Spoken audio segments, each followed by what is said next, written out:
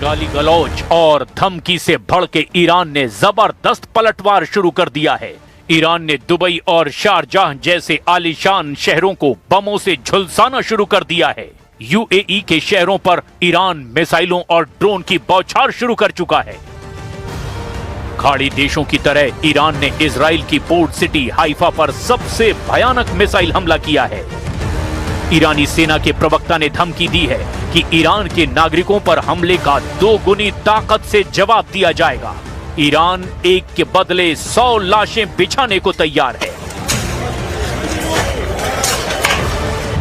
Tehran पर बमबारी का बदला ईरान ने हाइफा में हाहाकार मचा कर लिया है, जहां रिहायशी इलाके में फटी मिसाइलों से जानो माल का भारी नुकसान हुआ, मगर एक इत्तेफाक से इजराइल का सबसे बड़ा नुकसान टल गया। हाइफा सिटी में मिसाइल हमलों के बाद जांच में मिलिट्री और पुलिस को ईरान की बैलिस्टिक मिसाइल का ऐसा वॉरहेड मिला जिसमें अंदाजन कई 100 किलोग्राम एक्सप्लोसिव मटेरियल था। मिसाइल के टारगेट से टक्कर के बाद ये वॉरहेड फटा ही नहीं, लेकिन टक्कर से निकली काइनेटिक एनर्जी की वजह से रेजिडेंशियल बिल्डिंग की कई मंजिलें गिर गई।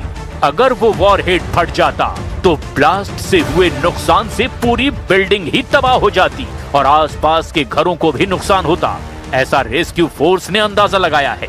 जांच के मुताबिक ईरानी मिसाइल पर फायर किए गए इंटरसेप्टर चूक गए क्योंकि प्रोजेक्टाइल टूट गया और उसकी उम्मीद के मुताबिक ट्रेजेक्टरी बदल गई।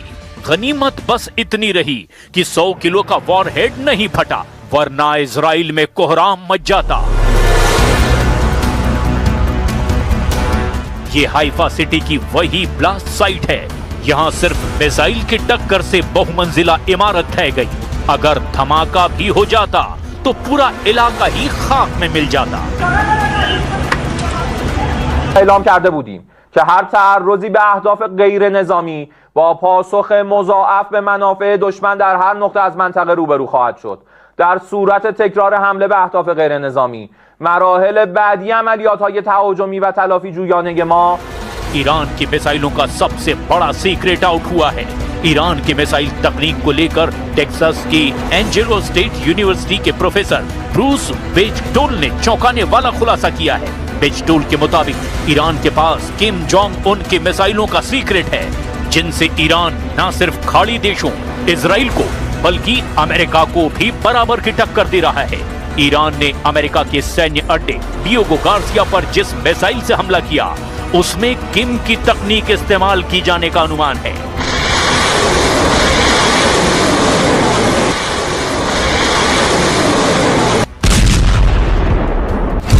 एक्सपर्ट्स के मुताबिक वो ईरान की मिसाइल मुसुदान थी। मुसुदान मिसाइल को उत्तर कोरिया ने बनाया है। ईरान ने साल 2005 में ऐसी 19 मिसाइलें उत्तर कोरिया से खरीदी थी। ईरान ने 1990 के दशक में उत्तर कोरिया से 9 डोंग मिसाइलें भी ली थी। इसके बाद ईरान ने अपने यहाँ इसकी तकनीक पर काम किया। इसी तकनीक से ईरान ने इमाद और कादर मिसाइल भी बनाई। रिपोर्ट के मुताबिक ईरान के पास 1000 किलोमीटर तक मार करने वाली शॉर्ट रेंज और 3000 किलोमीटर तक पहुंचने वाली मीडियम रेंज मिसाइल भी है।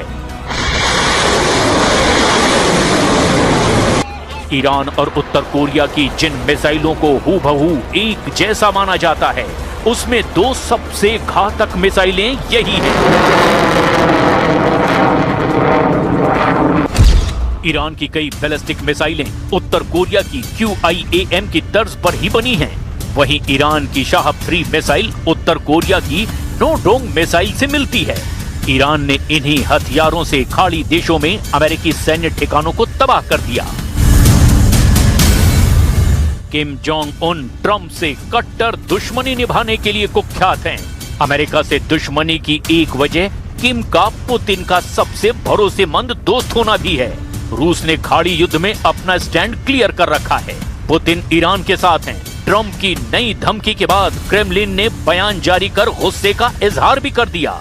इस वक्त इसराइल के शहर हाइफा में हूं और हाइफा में लगातार जो है अटैक्स हो रहे हैं। ईरान की तरफ से लगातार बैलिस्टिक मिसाइल से इस शहर को अटैक किया जा रहा है और साथ ही हिजबुल्लाह की तरफ से भी लगातार मिसाइल्स दागे जा रहे हैं। और यहाँ पे आप देख सकते हैं, ये जो स्पॉट आप देख रहे हैं, यहाँ पे बड़े पैमाने पे रेस्क्यू ऑपरेशन चल रहा है, क्योंकि ईरान की तरफ से दागे गए मिसाइल की वजह से यहाँ पे 6 मंजिला इमारत बिल्कुल ढह गई। रूस ने बता दिया है कि वो ईरान को सैन्य मदद पहुंचा रहा है। उत्तर कोरिया उसी खेमे में रहता है जहां पुतिन होते हैं। चीन खुलकर ना सही, लेकिन ईरान की मदद कई तरीकों से कर रहा है। ईरान की प्रॉक्सी फोर्स ने भी अब युद्ध में खुलकर हमले शुरू कर दिए हैं। इजराइल फ्रंट पर ईरान को हिजबुल्लाह लड़ाकों का पूरा साथ मिल रहा है।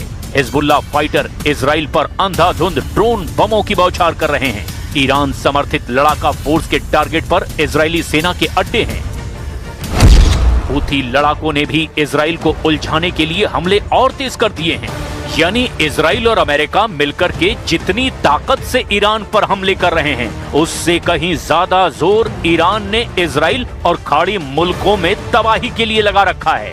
ईरान ने साफ कर दिया कि वो ट्रंप की किसी भी धमकी को सीरियस नहीं ले रहा। ईरान के टूरिज्म मिनिस्टर ने यहाँ तक कहा कि ट्रंप को गाली गलौज बहुत भारी पड़ने वाली है। Той агрессии, которая была развязана против Ирана. География этого конфликта расширилась, и сейчас мы все констатируем те последствия, которые мы имеем. ईरान की संसद ने उस कानून को मंजूरी दे दी जिससे हॉर्मुज स्ट्रीट में अमेरिका इजराइल की एंट्री बैन कर दी गई है। IRGC की तरफ से ये बयान आया कि हॉर्मुज में दुश्मनों ने कदम रखा तो उन्हें उड़ा दिया जाएगा। ट्रंप के भड़काऊ बयान के बाद ईरान के टॉप लीडर मुंहतोड़ जवाब दे रहे हैं। ईरानी संसद के स्पीकर मोहम्मद बागेर कालिबाफ ने वार्निंग दी है कि ट्रंप खाड़ी देशों को आग में झोंक रहे हैं।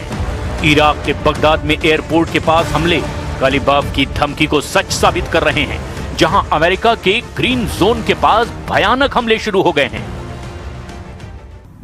معمولا به حرفهای ترامپ اعتنایی نمی‌کند چون باور دارد که ایشان فاقد تعادل شخصیتی و رفتاری و کلامی است و هر لحظه با یک موضوع متناقضی مواجه میشه. ट्रंप की ईरान को नरक बनाने वाली धमकी के बाद युद्ध विस्फोटक राउंड में पहुंच चुका है, जिसमें इजराइल ने बड़ी कामयाबी हासिल की है। इजराइल ने ईरान के खुफिया बॉस का सफाया कर दिया है। 50 साल से ईरान के खुफिया मिशन से जुड़े रहे जनरल के खात्मे का ऐलान खुद पीएम नेतन्याहू ने किया। ईरान के इस्लामिक रिवोल्यूशनरी गार्ड कॉर्प्स यानी IRGC के intelligence chief major general Sayed Majid Khademi को इजराइल ने बमबारी में उड़ा दिया। IRGC के खुफिया बॉस जनरल खादेमी कट्टर फैसलों के लिए कुख्यात थे। जनरल खादेमी विदेशी जासूसी को रोकने और देश में विरोधियों को कुचलने के लिए बदनाम थे। खादेमी को पूर्व सुप्रीम लीडर अली खामनेई का सबसे करीबी और वफादार माना जाता था। खादेमी ने IRGC के भीतर मोसाद एजेंट की शिनाख्त करके उनका सफाया शुरू किया था। जैसे जैसे युद्ध आगे बढ़ता जा रहा है, ईरान के जनरलों की जान जाती जा रही है। ट्रंप और नेतन्याहू के हिट लिस्ट में अभी ईरान की लीडरशिप के कई नाम शामिल हैं। ट्रंप के नरक लोक वाले हमलों का अभी सिर्फ ट्रेलर भर दिखा है। अमेरिका फुल फोर्स में जब हमला शुरू करेगा, तब ईरान कैसे बचेगा? क्या रूस, चीन और तुर्की जैसे देश ईरान को बचाने युद्ध में कूदेंगे? क्योंकि अमेरिका को अभी नहीं रोका गया, तो फिर दूसरे विश्व युद्ध जैसा एटमी धमाका बहुत जल्द हो सकता है।